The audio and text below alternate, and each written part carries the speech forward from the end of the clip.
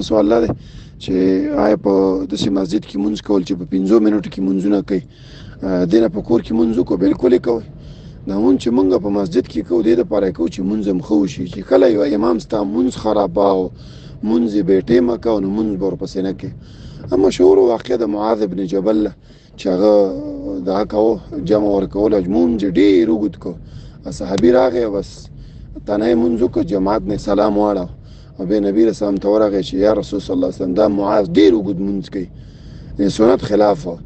نبی صلی الله علیه وسلم معاذ بن جبل له وغوښت هغه ته وویل چې معاذ فتانون انت، ته فتنهګر خلک په فتنه کې اچوي، خلکو د دین نه زړه تورې. نو هغه ورته چې یا رسول، بیا ورته وویل چې دا سورة ولوله فلانې ولوله سورتونه یې ورښودل.